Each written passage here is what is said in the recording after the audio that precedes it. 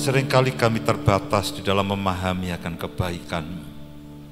Kami terbatas memahami akan anugerah-Mu yang ajaib.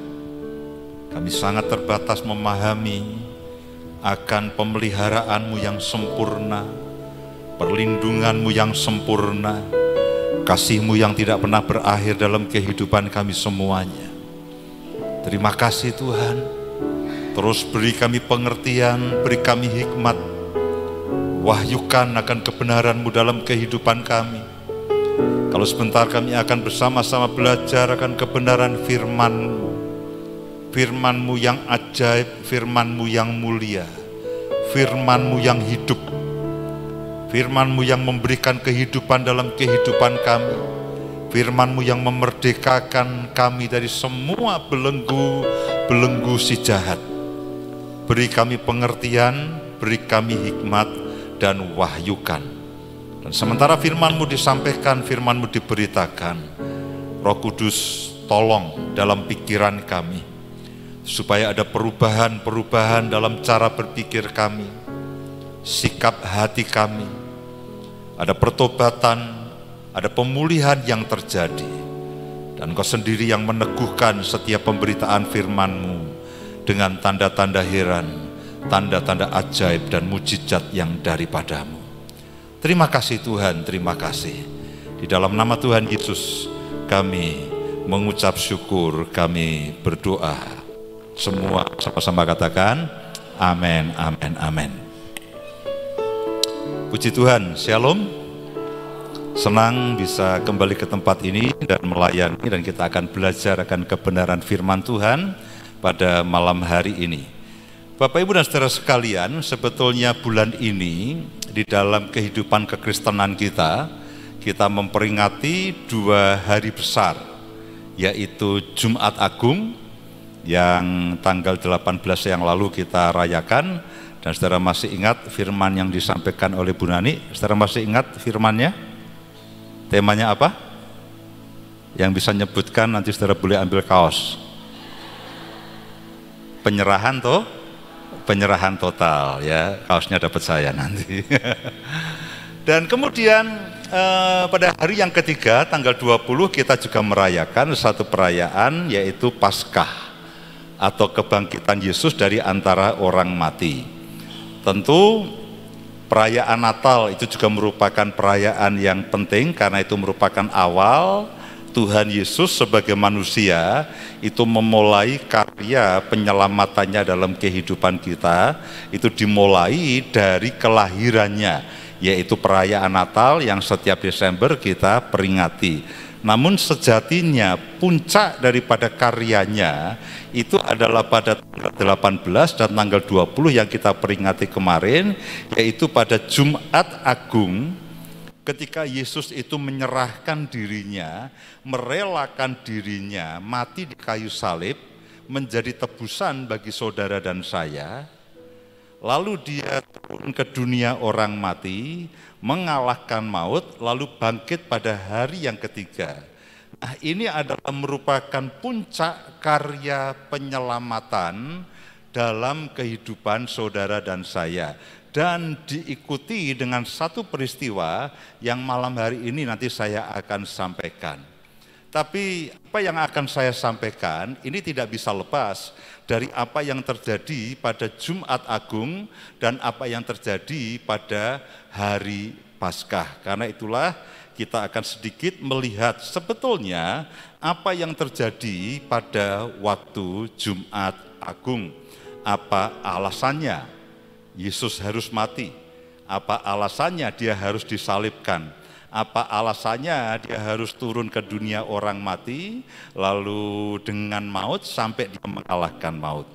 Baik, mari kita lihat sama-sama di dalam dalam kitab Roma pasal yang ketiga. Kitab Roma pasal yang ketiga, ayat yang ke-23 sampai dengan ayat yang ke-26. Roma pasal yang ketiga, ayat yang ke-23 sampai dengan ayat yang ke-26. Bapak Ibu sudah menduga ini kalau Pak Yus yang khotbah mesti ayatnya banyak, ya memang. Ya, jadi tolong konsentrasi Ya, jangan khawatir, nasi jamblang buka 24 jam ya. Ya, tahan lapar saudara dulu. Roma pasal yang ketiga ayat yang ke-23. Demikian bunyi firman Tuhan. Karena semua orang telah berbuat dosa. Semua orang telah berbuat dosa, tidak ada pengecualian, dan telah kehilangan kemuliaan Allah. Semua orang telah berbuat dosa dan telah kehilangan kemuliaan Allah. Di dalam ayat yang lain dikatakan upah dosa adalah maut. Ketika manusia pertama kali jatuh di dalam dosa, kalau saudara perhatikan di dalam Kejadian pasal yang kedua, Kejadian pasal yang ketiga, ketika manusia itu pertama kali berbuat dosa, itu lalu manusia terpisah daripada Allah. Lalu ketika Tuhan itu akan menghampiri manusia, bahkan manusia itu menghindar. Manusia itu menghindar daripada Allah. Dan kalau saudara perhatikan pada ayat-ayat yang berikutnya, ketika manusia itu berbuat dosa, lalu yang keluar dari mulut Allah itu berbeda. Firman yang keluar dari mulut Allah itu berbeda dari pada waktu sebelum manusia jatuh di dalam dosa, itu isinya berkat. Diberkatilah engkau, beranak cuculah, kuasailah bumi. Itu adalah ucapan Tuhan yang keluar dari mulut Tuhan sebelum manusia jatuh di dalam dosa. Namun setelah manusia jatuh di dalam dosa, saudara perhatikan, nanti saudara baca di dalam Kejadian pasal yang ketiga, itu kosakata yang keluar dari mulut Tuhan mulai berbeda. Susah payahmu, kamu akan menderita, terkutuklah engkau. Karena apa? Karena dosa. Nah, Tuhan itu tidak bisa menerima dosa. Karena dosa itu berlawanan dengan karakteristik daripada Tuhan sendiri. Dia itu kudus, Dia itu benar, Dia tidak bercacat celah. Nah, dosa itu merupakan hal yang kotor di hadapan Tuhan. Karena itulah dikatakan bahwa semua orang telah berbuat dosa dan telah kehilangan kemuliaan Allah, dan bahkan dikatakan upah dosa itu adalah maut. Jadi dosa itu merupakan masalah besar daripada bagi Tuhan, itu masalah besar, bukan hanya bagi saudara dan saya. Pada waktu manusia diciptakan menurut rupa dan gambar Allah, itu setiap kali Tuhan itu melihat manusia, Dia melihat gambarannya sendiri. Karena apa? Manusia itu diciptakan menurut rupa dan gambar Allah. Jadi setiap kali sebetulnya Tuhan itu melihat manusia, itu Dia melihat gambaran dirinya sendiri. Ya, orang tua kalau melihat anaknya, waduh ganteng ya kayak bapaknya. Ganteng kayak bapaknya. Kalau cantik, kalau ayu wah kayak mamai. Karena apa? Anak itu merupakan, kita bangga, anak itu merupakan gambaran daripada orang tuanya. Saya selalu senang ketika orang mengatakan bahwa kedua anak saya itu lebih mirip saya daripada mamahnya. Ya, dia hanya kita titipkan ke dia lah. Tapi saya selalu senang, wih ini mirip kamu, aku tahu ini anakmu, ya mirip dengan kamu. Nah itu saya bangga, saya senang gitu. Walau mamahnya nggak terima, oh enggak bisa aku yang mengandungnya. Pokoknya mirip saya sama saya aja lah. Nah demikian juga dengan Tuhan sebetulnya. Setiap kali Dia melihat manusia, itu Dia melihat gambaran dirinya. Karena manusia diciptakan menurut rupa dan gambar Allah. Namun setelah manusia jatuh di dalam dosa, apa yang dilihat Tuhan ketika Dia melihat manusia? Ular.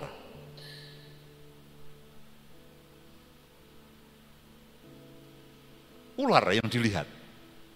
Si jahat yang dilihat. Karena itulah Alkitab mengatakan bahwa lalu manusia kehilangan kemuliaan Allah. Manusia tidak lagi mirip dengan Allah. Tidak lagi serupa dan segambar dengan Allah, tapi serupa dan segambar dengan si jahat. Jadi dosa itu masalah besar bagi saudara dan saya, tapi juga masalah besar bagi Tuhan.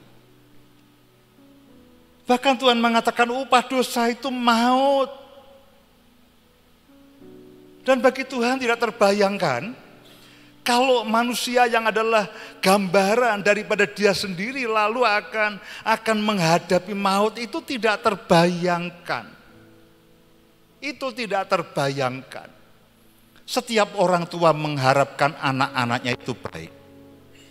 Tidak terbayang bagi kita kalau anak-anak yang kita kasihi, katakanlah hidupnya tidak benar, hidupnya susah, itu tidak terbayangkan dalam kehidupan kita. Namun firman Tuhan mengatakan bahwa upah dosa itu maut, tidak ada jalan keluar. Jadi kalau saudara bertanya, apa kalau begitu dosa itu serius-serius?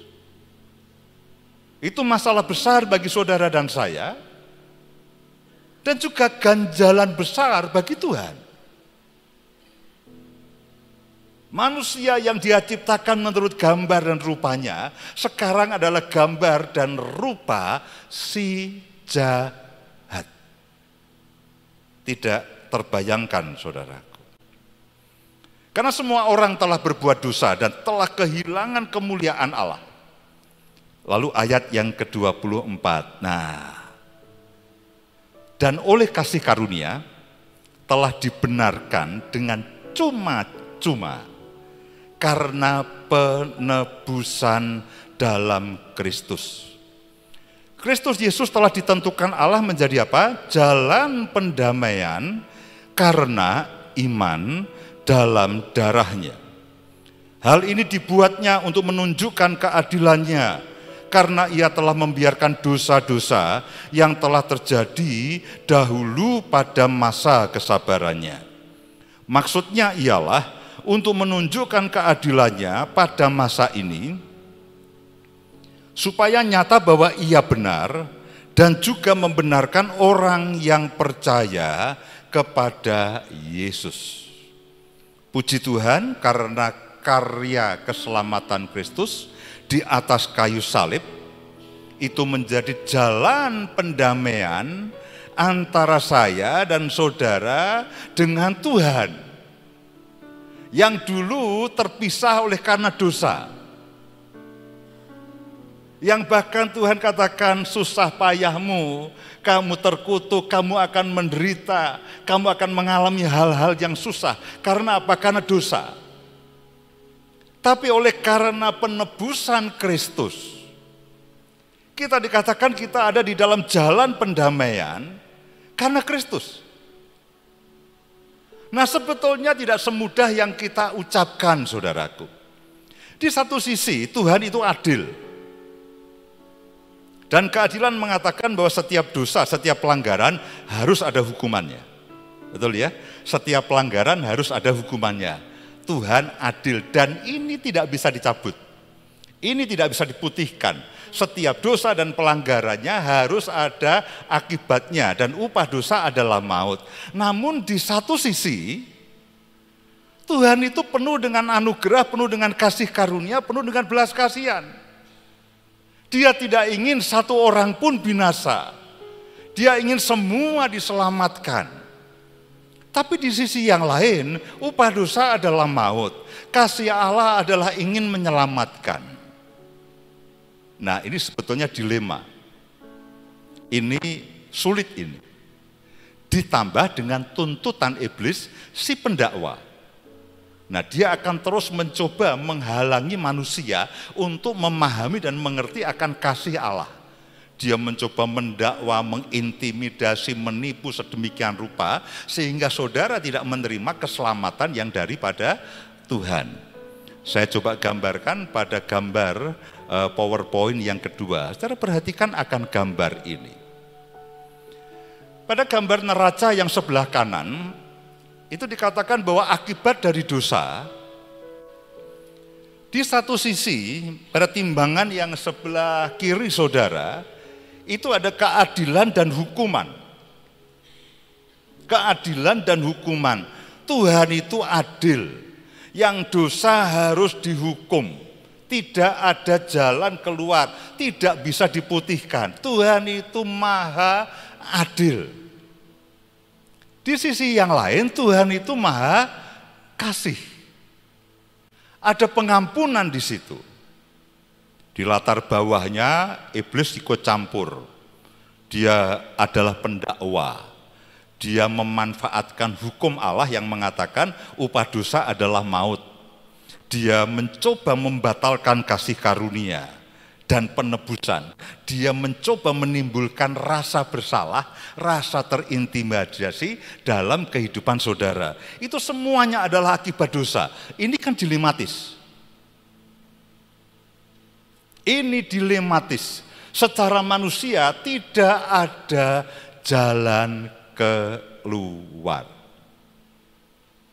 Karena itulah lalu ada jalan pendamaian. Salib Kristus adalah jalan pendamaian.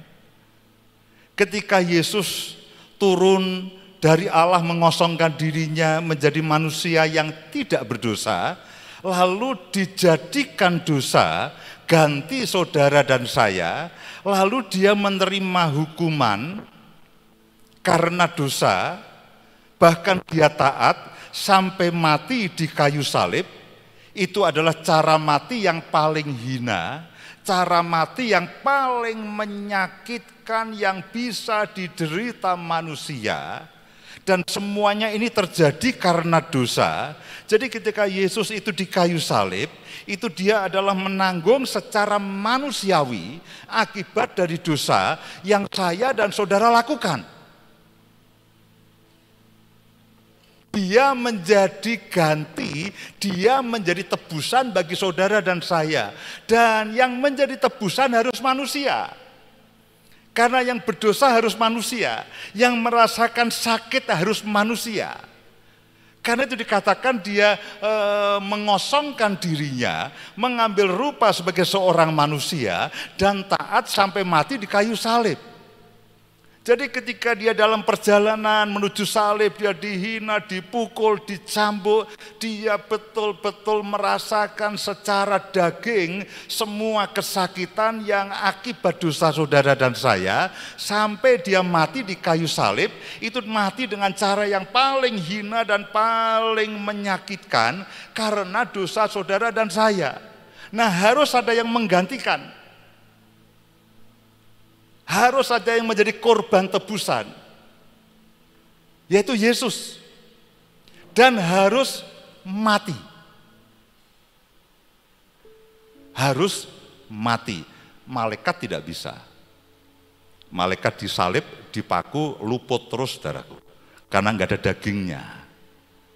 Tidak fair. Kalau malaikat tidak fair. Kenapa bukan manusia? Manusia juga tidak bisa. Harus yang tidak berdosa dijadikan dosa. Kalau manusia yang berdosa lalu dibuat tebusan manusia yang berdosa, nggak cukup. Saudara kalau beli mobil, saudara akan ditawari asuransi. Ada yang all risk, ada yang satunya lagi apa? Satunya all risk itu. TLO ya, total loss only, TLO. Ya katakanlah all risk, jadi semua kerusakan ditanggung oleh asuransi. Contoh kecil, satu kali mobil saya masih ada asuransinya, ditabrak mobil online, mobil taksi online di belakang der begitu, nggak terlalu keras. Saya lihat hanya sempal sedikit, ujungnya sempal sedikit, ya sudah taksi online-nya saya, ya sudah Pak, enggak apa-apa, udahlah pergi aja, enggak apa-apa. Lalu saya bawa ke asuransi. Saya berpikir paling akan ditempel sedikit, dibetulkan, disemprot, dispet, hilang. Tapi tidak, oke Pak, sekarang Bapak pulang aja, ini saya sudah catat, saya akan pesankan bumper yang baru. Saya pikir hanya akan ditambal, didempul, lalu dicat ulang. Tidak. Kami akan belikan, kami akan mintakan bumper yang baru. Yang belum ada cacatnya, untuk menggantikan bumper yang sempal itu. Nah, demikian juga dengan tebusan untuk saudara dan saya. Yang bisa menjadi tebusan adalah manusia yang tidak berdosa. Yaitu siapa? Yesus. Dikatakan dia tidak berdosa, namun dijadikan dosa ganti saudara dan saya. Jadi salib Kristus itu merupakan jalan pendamaian. Di satu sisi keadilan Allah juga dipuaskan, hukuman karena keadilan juga ada yang nanggung. Di sisi yang lain kasih dan pengampunan juga terjadi. Yesus ketika dia mati di kayu salib, dia merefleksikan akan keadilan Allah dan kasih Allah kepada manusia. Tuntutan iblis sudah tidak berlaku. Karena semua tuntutan itu sudah dipenuhi oleh Tuhan Yesus di kayu salib. Jadi tidak ada alasan sedikit pun untuk dia menuduh, mengintimidasi saudara dan saya. Dia mati. Dia mati. Dia menuju alam maut. Jumat siang sepanjang hari Sabtu sampailah kepada Minggu pagi. Pada hari yang ketiga dia bangkit. 1 Korintus pasal yang ke-15 ayat yang ketiga sampai dengan ayat yang keempat.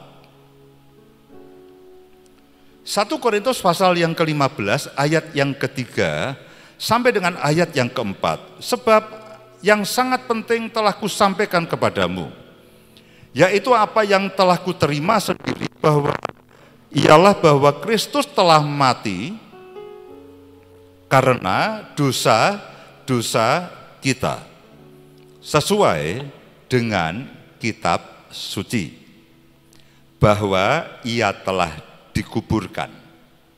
Dia mati, dia dikuburkan. Dan bahwa ia telah apa? Dibangkitkan pada hari yang ketiga sesuai dengan kitab suci.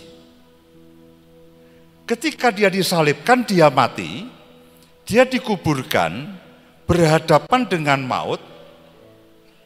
Nah, ini saat yang menentukan, saudaraku. Kalau dia mati terus, nah masalah. Kalau dia mati terus, tidak ada kemenangan apapun. Tapi puji Tuhan dikatakan bahwa sesuai dengan kitab suci bahwa ia telah dikuburkan dan bahwa ia telah dibangkitkan pada hari yang ketiga sesuai dengan kitab suci. Nah, kemenangan dan kebangkitan Kristus dari antara orang mati ini, kebangkitan Kristus dari antara orang mati itu merupakan kemenangan permanen atas maut. Ingat, upah dosa adalah maut. Harus ada yang mengalahkan maut ini. Kalau tidak ada yang bisa mengalahkan maut, upah dosa adalah maut. Keselamatan yang saudara terima tidak akan utuh. Harus ada yang mengalahkan maut. Kalau dia hanya mati, kemenangan kita tidak, ini nanggung sekali ini. Sudah ditebus tapi tidak hidup. Pasal yang sama, ayat yang ke-14, 1 Korintus 15, ayat yang ke-14. Tetapi andai Kristus tidak dibangkitkan, maka sia-sialah pemberitaan kami, dan sia-sialah juga pemberitaan, kepercayaan kamu. Kalau dia tidak dibangkitkan, iman kita itu sia-sia, karena tidak ada yang mengalahkan maut. Dan maut itu adalah produk produk utama, produk paling top dari kuasa kegelapan, yang artinya adalah kematian kekal selama-lamanya di neraka. Itu maut. Maaf ini ya, dibandingkan dengan susah payah kita ada penyakit mungkin, kita punya masalah ekonomi, kita punya masalah keuangan, kita ada problem-problem, dibandingkan dengan maut, sebetulnya yang saya dan saudara alami sekarang ini tidak ada apa-apanya.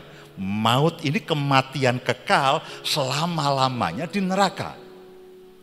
Harus ada yang mengalahkan maut. Kalau tidak, kita tidak bisa mengatakan seperti yang Paulus katakan, "Hei maut, di mana apa? Sengatmu." Tetapi karena kebangkitan Kristus, inilah yang membuat kemenangan permanen atas maut. Sehingga saudara bisa bernafas lega. Dan saudara bisa katakan, "Maut, kamu tidak ada sengatnya lagi atas kehidupanku." Sehingga kita bisa katakan, kamu adalah musuh yang sudah dikalahkan. Itulah sebabnya saya dan saudara itu bisa berkata, kita ini lebih daripada pemenang. Roma pasal yang ke-6 ayat yang ke-9. Roma pasal yang ke-6 ayat yang ke-9. Karena kita tahu bahwa Kristus sesudah ia bangkit dari antara orang mati, tidak mati lagi. Kenapa? Maut tidak berkuasa lagi atas dia. Pada waktu dia disalibkan, dia mati, dia dikuasai oleh maut. Tetapi ketika dia dibangkitkan, dikatakan maut tidak berkuasa lagi atas saudara dan saya. Roma pasal yang ke-10 ayat yang ke-9 dan 10. Roma pasal yang ke-10 ayat yang ke-9 dan 10. Sebab jika kamu mengaku dengan mulutmu bahwa Yesus adalah Tuhan dan percaya dalam hatimu bahwa Allah telah membangkitkan dia dari antara orang mati, maka kamu akan apa? Diselamatkan. Karena dengan hati orang percaya dan dibenarkan, dan dengan mulut orang mengaku dan diselamatkan. Jadi kematian dan kebangkitan Yesus, Jumat Agung dan Paskah itu merupakan paket komplit yang memberikan jaminan keselamatan untuk saudara dan saya. Dosa yang saya dan saudara lakukan sudah ditebus oleh darah Yesus. Lebih dari cukup sekali untuk selama-lamanya. Dan kebangkitan Yesus dari antara orang mati, itu dia mengalahkan maut, sehingga kita bisa katakan, maut di manakah sengatmu? Nah, ketika kita percaya akan kematian Kristus untuk menebus dosa saudara dan saya, dan kebangkitan dia dari antara maut yang mengalahkan maut untuk saudara dan saya, Alkitab mengatakan saudara menerima keselamatan. Ketika saudara menjadi percaya, tidak ada lagi celah sedikit pun bagi iblis untuk bisa mendakwa saudara dan saya. Karena itu sejatinya saudara dan saya itu tidak perlu takut dengan si jahat. Kalau saudara punya persoalan, ada pergumulan, lalu saudara stres, saudara takut, aduh, ini iblis mulai bikin masalah dalam kehidupan saya. Saudaraku, terbalik loh. Mana yang trauma sebetulnya? Kalau iblis ketemu saudara atau saudara ketemu iblis, yang trauma siapa? Iblis. Kenapa? Di dalam saudara ada Kristus yang pernah mengalahkan dia. Alih-alih saudara yang trauma, sebetulnya yang trauma itu adalah iblis. Karena dia pernah kalah. Setiap melihat saudara dan saya, dia lihat, aduh, ini Yesus yang 2000 tahun yang lalu kita kerjain, tapi ujungnya dia yang mengalahkan kita. Minggir ah. Loh, logikanya begitu kan? Logika kebenarannya kan begitu. Makanya dikatakan bahwa saudara dan saya adalah lebih dari pemenang. Jadi betapa ajaibnya sebetulnya penyaliban Kristus, kematiannya dan kebangkitannya. Amin. Beri kemuliaan bagi Allah kita.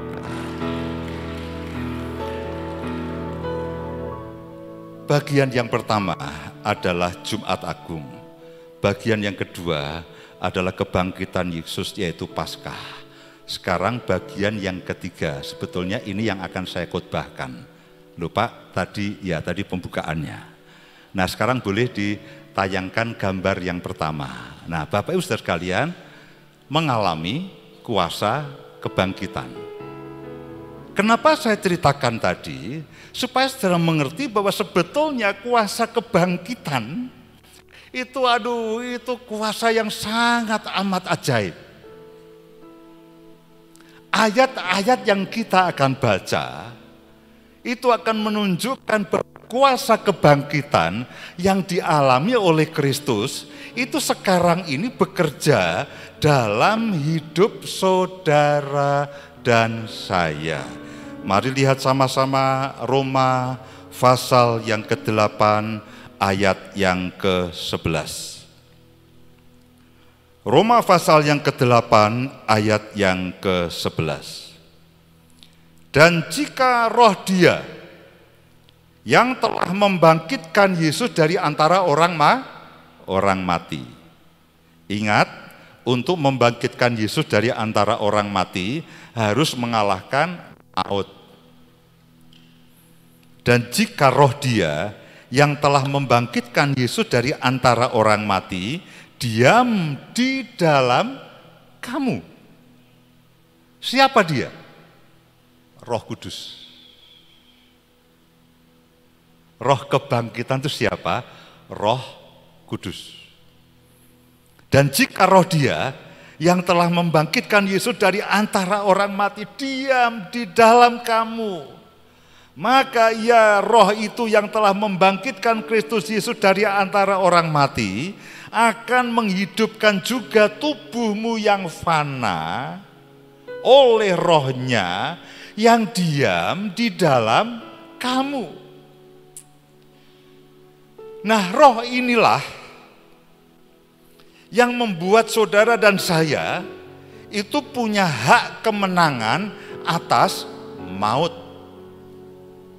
Sehingga pada waktu saudara nanti pulang ke rumah Bapa di surga, saudara mati, saudara akan dibangkitkan di dalam bersama-sama dengan Kristus di langit baru dan bumi baru di surga. Seperti Kristus mengalami kebangkitan, saya dan saudara juga mengalami kebangkitan. Karena kalau tidak, tubuh fana ini akan mati. Tapi roh yang bekerja di dalam Kristus tadi, yang membangkitkan Yesus dari antara orang mati, roh itu juga yang bekerja dalam kehidupan saya dan saudara, yang menghidupkan tubuh yang fana ini. Sehingga satu waktu saudara akan bersama Bapa di surga. Ini jaminan. Makanya dikatakan begini, Roh Kudus itu adalah meterai dan jaminan sampai kita menerima keselamatan kekal itu.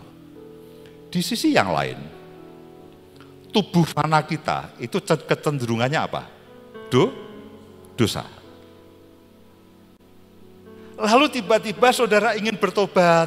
Nah, ini pekerjaan Roh Kudus. Tiba-tiba saudara ingin berdoa. Ini pekerjaan Roh Kudus. Tiba-tiba saudara ingin memuji, menyembah Tuhan. Ini pekerjaan Roh Kudus. Tubuh fana saudara, orang yang tidak mengenal Tuhan, tidak mau begitu. Orang usah Tuhan-Tuhanan. Loh, saya diceritani beberapa orang itu begini. Saya nggak mau ke gereja. Loh, kenapa kamu nggak mau gereja? Saya tidak mau hati saya tersentuh. Maksudnya gimana? Saya tidak mau kalau hati saya tersentuh, lalu tiba-tiba saya ingin berdoa, tiba-tiba saya ingin baik, tiba-tiba saya meneteskan air mata, tiba-tiba saya bertobat. Loh, ini keluar dari mulut orang itu.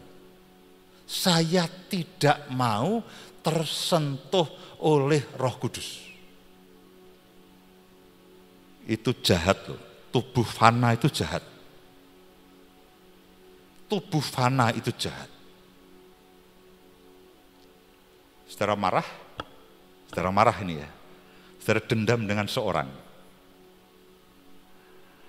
Lalu ketika seorang hamba Tuhan ini berkhotbah menyampaikan, saudaraku, karena kasih Kristus, siapa yang mau mengampuni orang lain? Tubuh fana saudara akan menolak kan? Aku enggak mau itu. Datang itu di dalam seminar hati Bapa misalkan. Nanti kalau aku datang aku harus mengampuni orang tuaku. Loh, tubuh fana itu jahat loh saudara. Saudara harus menyadari bahwa tubuh fana saudara itu akan punya kecenderungan untuk menjauhkan saya dan saudara daripada Tuhan. Karena itu adalah karakteristik dosa. Dosa itu akan mendorong saya dan saudara untuk menjauh daripada Tuhan. Tapi Roh Kudus yang sekarang ada dalam hidup saudara dan saya, itulah yang mendorong saya dan saudara untuk membaca Alkitab. Turutilah itu. Jangan dibantah. Dibantah dia akan berduka.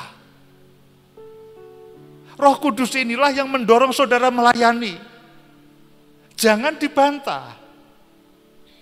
Kalau dibantah dia akan berduka.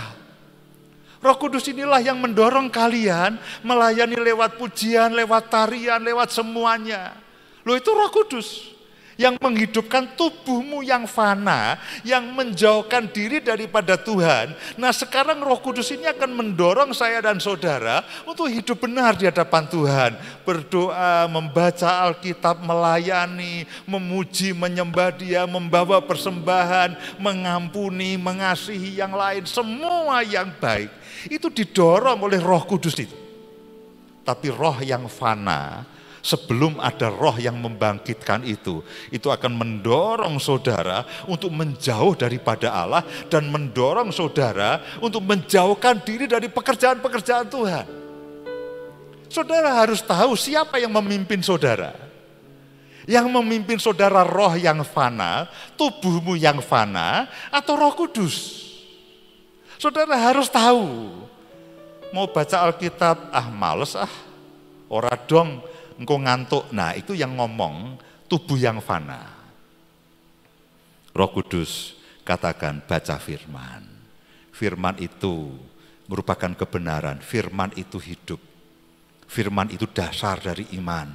Males aku lebih suka baca yang lainnya. Aku lebih suka mainan medsos. Nah, antara tubuh yang fana dan roh yang membangkitkan, yang menghidupkan tubuhmu yang fana ini berdasarkan pimpinan Roh Kudus.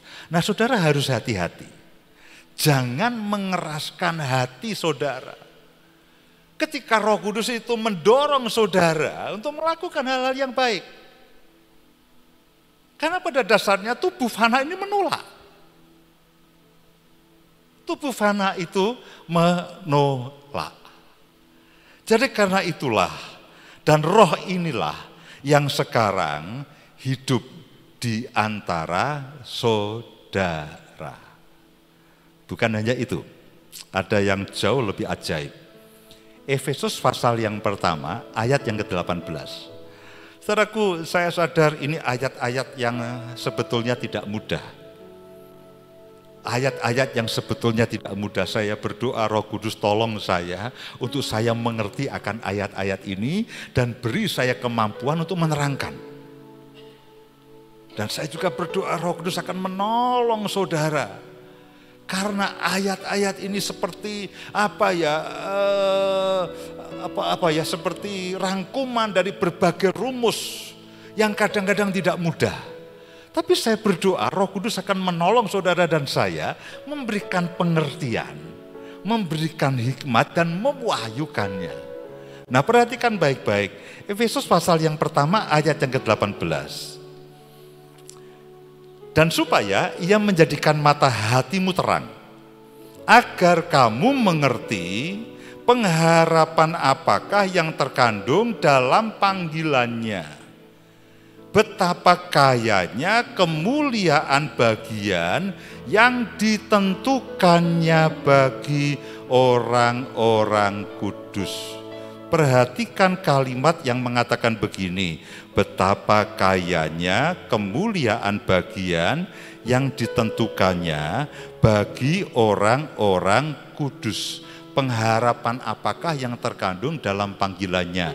Jadi begini saudaraku, setiap saudara, Tuhan itu sudah sediakan kemuliaannya masing-masing. Amin. Karena itu dikatakan betapa kayanya kemuliaan bagian yang ditentukannya bagi setiap saudara. Tuhan itu sudah memberikan jatah kemuliaan sesuai dengan panggilan hidup saudara. Saudara sebagai suami ada kemuliaannya. Ada tugas, ada kewajibannya, ada kemuliaannya. Saudara sebagai istri ada tugas, tanggung jawab, ada kemuliaannya. Saudara sebagai pelajar, sebagai pemuda, ada tugas, ada panggilan, ada kemuliaannya.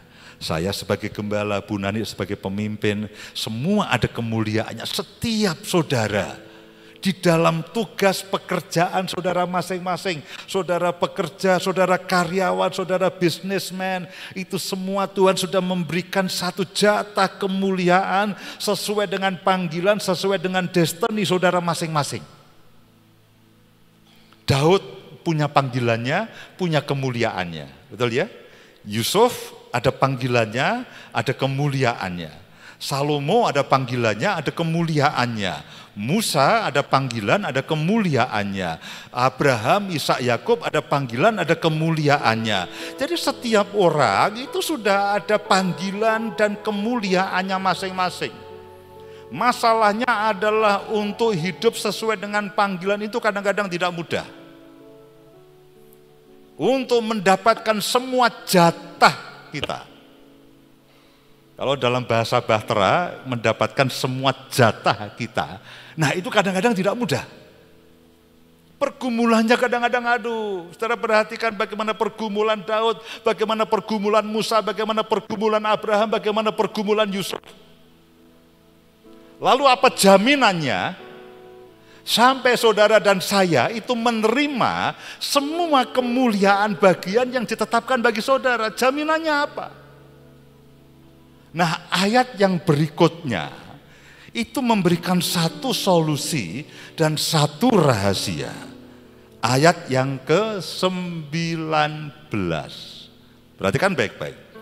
Dan betapa hebat kuasanya bagi kita yang percaya, sesuai dengan kekuatan kuasanya yang dikerjakannya di dalam Kristus dengan membangkitkan dia dari antara orang mati dan mendudukkan dia di sebelah kanannya di surga, yang dikerjakannya jauh lebih tinggi dari segala pemerintah dan penguasa dan kekuasaan dan kerajaan-kerajaan dan tiap-tiap nama yang dapat disebut, bukan hanya di dunia ini saja, melainkan juga di dunia yang akan datang. Dan segala sesuatu telah diletakkannya di bawah kaki Kristus, dan dia telah diberikannya kepada jemaat sebagai kepala dari segala yang ada. Jemaat yang adalah tubuhnya, yaitu kepenuhan dia yang memenuhi semua dan segala sesuatu. Saudaraku, kalimat ini panjang, saya hampir pastikan saudara bingung. Saya akan terangkan, karena saya sudah merenungkan ini entah berapa puluh kali, entah berapa ratus kali. Jadi begini, ada satu kuasa yang besar yang membangkitkan Yesus dari antara orang mati, mengalahkan maut. Lalu kuasa ini mendudukkan Yesus. Ya, kuasa ini lalu mendudukkan Yesus, mengangkat Yesus sampai dia ada di sebelah kanan Bapa di surga. kuasa ini juga yang menaklukkan semua penguasa-penguasa yang lain, sehingga dikatakan bahwa segala pemerintahan, segala penguasa dan kerajaan dan tiap nama itu semua diletakkan di bawah Kristus. Dan juga dikatakan bahwa dia ini semua di antara semua nama dia ditinggikan. Nah, ada kuasa yang membangkitkan Yesus dari antara orang mati, lalu mendudukkan di sebelah kanan di surga, membuat dia lebih tinggi daripada semua nama, dan membuat semua kuasa yang lain itu ditaklukkan. Nah, kuasa inilah yang membuat Yesus dibangkitkan, yang membuat Yesus naik ke surga, yang membuat Yesus itu menaklukkan semua kuasa yang ada di bumi ini, yang membuat Yesus disebut di atas nama, di atas segala nama. Nah, kuasa inilah yang bekerja menolong orang percaya supaya saudara dan saya mendapatkan bagian yang ditetapkan bagi saudara dan saya. Sehingga semua jatah yang saudara dan saya terima itu akan digenapi entah bagaimana caranya. Itulah yang disebut dengan mengalami kuasa kebangkitan yang sekarang sedang bekerja dalam kehidupan kalian anak-anak muda. Nah, kuasa ini yang sekarang bekerja dalam hidupmu ini ya, itu kuasa ini pernah membangkitkan Yesus dari antara orang mati, mengalahkan maut. Kuasa ini yang membuat Yesus naik ke surga. Kuasa ini yang membuat semua penguasa ditaklukkan dan semua nama itu menyanjung akan Yesus. Nah, ini adalah kuasa terbesar sebetulnya yang pernah ada di muka bumi yang mengalahkan maut. Dan kuasa inilah yang bekerja atas hidup saudara dan saya. Amin. Betapa ajaibnya. Kuasa ini yang membuat Abraham bertahan. Abraham itu bukan siapa-siapa sebelumnya. Dia bertahan sampai menjadi bapa orang yang beriman. Kuasa ini yang membuat Paulus, yang adalah penganiaya jemaat, yang pada akhirnya menjadi rasul bagi jemaat. Dia dipenjara, dia dianiaya, tapi dia bertahan, dia berkemenangan. Kuasa ini juga yang mengembalikan Petrus dari seorang yang menyangkal Yesus, yang mengkhianati Yesus, akhirnya menjadi rasul. Yang Yesus katakan, kamu akan menjadi sokok guru daripada gereja atau jemaat. Kuasa ini juga yang bekerja dalam kehidupan Yusuf, sampai dia menjadi raja di Mesir, wakil daripada Firaun. Kuasa ini juga yang menjadikan Yakub. Saudara ingin tahu apa yang Alkitab katakan tentang Yakub? Tidak bagus, saudaraku. Sebetulnya yang Alkitab katakan tentang Yakub itu tidak bagus. Tapi saya akan bacakan untuk saudara, supaya saudara mengerti betapa bahwa sebetulnya semua orang yang dipakai oleh Tuhan itu bukan orang-orang yang gimana ya, orang-orang yang super, itu bukan. Mereka hanyalah orang-orang biasa yang lemah seperti saudara dan saya, namun ada kuasa yang bekerja. Nah, pengertian ini, pemahaman ini membuat saudara itu tidak berjuang sendiri. Setiap kali saudara mengandalkan akan Tuhan, setiap kali saudara mengandalkan akan Roh Kudus. Yesaya pasal yang ke-41 ayat yang ke-13 dan ayat yang ke-14. Yesaya pasal yang ke-41. Perhatikan baik-baik. Sebab aku ini Tuhan Allahmu, memegang tanganmu dan berkata kepadamu, janganlah takut, akulah yang menolong engkau. Ayat berikutnya, janganlah takut, hai siapa? Si cacing Yakub. Hai si ulat Israel, akulah yang menolong engkau. Tubuh fana Yakub itu seperti cacing dan ulat. Dia pengecut, Dia penipu, dia orang yang rapuh. Itu Yakub. Tubuh fananya seperti itu. Ketika Alkitab mengatakan kamu ini cacing dan ulat, tubuh fananya Yakub itu seperti saya dan saudara. Demikian juga dengan kita semuanya. Kadang-kadang kita rapuh sekali. Mungkin tidak sedikit dari saudara yang pernah ingin undur daripada Tuhan. Tuhan, aku capek. Mengikut Engkau capek, Tuhan. Kadang-kadang kita ingin menyerah. Itu adalah tubuh fana kita. Yang muda-muda, Tuhan, aku tidak tahan godaan. Itu tubuh fanamu. Itu cacing dan ulat. Tapi perhatikan, karena kuasa Tuhan, itu si Yakub ini akhirnya menghasilkan ke-12 suku Israel. Lu cacing. Anaknya Yehuda, Simon, Lewi, lu bukan cacing. Anaknya bukan cacing pita, cacing apa itu bukan.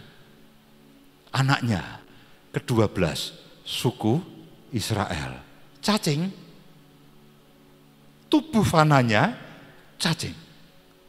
Tapi karena kuasa yang ajaib ini mengubah si cacing ini menggenapi semua destiny yang Tuhan sudah tetapkan dalam hidup saudara dan saya. Jalan hidup kita mungkin tidak mudah. Sebagian saudara akan berliku dan naik turun. Tapi percayakah engkau bahwa Tuhan tidak pernah lepaskan engkau? Amin. Entah bagaimana caranya. Jalan Tuhan satu dengan yang lain berbeda. Bagaimana cara Tuhan menolong Bu Nani, menolong saya, menolong Freddy, menolong Sofi, menolong saudara, semuanya berbeda. Jatahnya masing-masing berbeda, jalan hidupnya juga berbeda, cara Tuhan juga berbeda. Dia kaya dan ajaib. Tapi ada satu jaminan bahwa engkau akan dipimpin, disertai, ditolong oleh Tuhan sampai semua jatah yang Tuhan tetapkan untuk saudara dan saya itu digenapi. Amin. Ayat yang terakhir, saudaraku, ayat yang terakhir. Saya tidak punya lagu penutup. Kalau Sofi punya lagu silahkan. Tapi semua lagu tadi tentang Yesus, aduh, ini betul-betul keindahan Yesus yang luar biasa. Saya katakan pada Freddy, Om, ada lagu permintaan enggak, Res? Aku sudah puas dengan dalam Yesus ada keselamatan. Aku sudah puas dengan lagu itu. Ayat yang terakhir, Roma pasal yang ke-8, ayat yang ke-32. Saudaraku, ini ayat, aduh, ini ayat betul-betul Tuhan, ini ayat yang ajaib. Dikatakan begini, ia yang tidak menyayangkan anaknya sendiri. Dia yang tidak menyayangkan anaknya sendiri. Tetapi yang menyerahkannya bagi kita semua. Bagaimanakah mungkin ia tidak mengaruniakan segala sesuatu kepada kita bersama-sama dengan siapa? Dengan Yesus. Aduh, saya tadi setiap lagu tentang Yesus. Tidak ada lagi yang aku butuhkan kalau aku memiliki Yesus. Tidak ada lagi yang aku minta ketika aku memiliki Yesus. Setiap hari aku menikmati akan kebaikan Tuhan. Setiap hari aku menikmati akan pemeliharaan Tuhan. Setiap hari aku menikmati akan pimpinan Tuhan dari waktu ke waktu. Apalagi yang saudara butuhkan? Ketika Daud mengatakan, Tuhan adalah gembalaku, takkan kekurangan aku. Ayat itu ditulis oleh Daud pada puncak imannya. Sebetulnya terjemahan lain mengatakan begini, Tuhan adalah gembalaku, Tuhan adalah milikku, tidak ada lagi yang aku inginkan.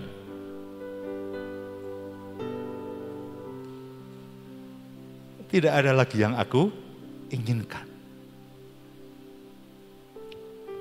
Kalau dia tidak menyayangkan anaknya sendiri, tapi menyerahkannya bagi kita semuanya, bagaimana mungkin ia tidak mengaruniakan segala sesuatu kepada kita bersama-sama dengan Dia. Amin. Beri kemuliaan bagi Allah kita.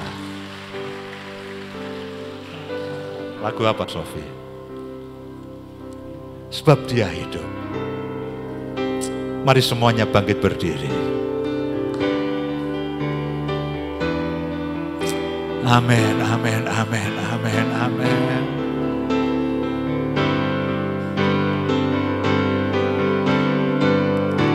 Sebab Dia hidup,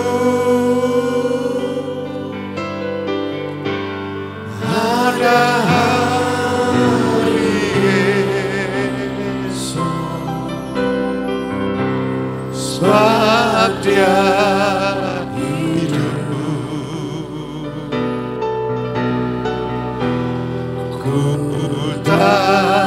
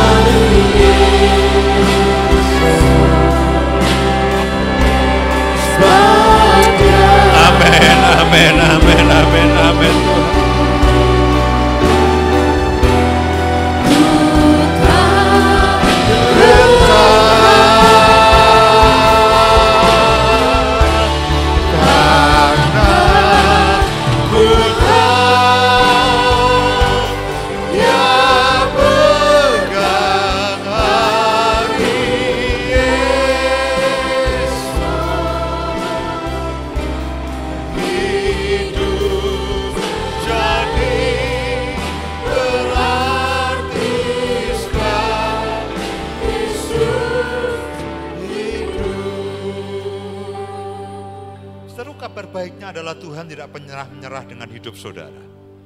Kalau saudara perhatikan, Yakub itu salah satu pahlawan iman yang hidupnya sebetulnya penuh dengan lika-liku.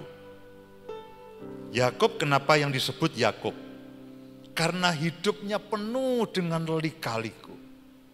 Dia menipu, dia lari dari kenyataan, dia pengecut. Karena hidupnya memang penuh dengan lika-liku, dia tidak pemberani, dia pengecut, seringkali dia lari dari kenyataan. Kadang-kadang kalau saya lihat Yakub, saya katakan persis aku. Saudaraku, jangan lihat kalau pas saya khotbah.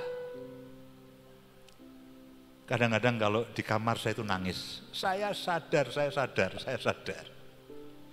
Saya ini orang yang rapuh. Menurut saya, Mami Nani tahu itu. Dalam rohnya dia tahu. Ini anak sebetulnya tidak sekuat yang dia omongkan. Betul, saudaraku. Kadang-kadang saya ini rapuh. Kadang-kadang saya ini duduk di pojokan kamar, saya katakan, Tuhan, aku ini tidak mampu. Kadang-kadang saya ingin menyerah, Tuhan. Aku ini produk gagal. Tapi setiap kali bahkan ketika saya ingin menyerah, Tuhan itu tidak menyerah. Entah dengan cara bagaimana. Dia itu menolong dan menguatkan saya kembali. Demikian juga dengan hidup saudara dan saya. Tuhan tidak pernah menyerah dengan hidup saudara. Bahkan kalau pada malam hari Tuhan katakan, Tuhan, aku ini tidak bisa. Aku bahkan tidak mampu berespon dengan baik. Bahkan seandainya malam hari ini saudara masih keras, percayalah, Tuhan tidak pernah menyerah dengan kehidupan saudara dan saya. Dia Tuhan yang setia, kita tidak setia, tapi Dia Tuhan yang setia.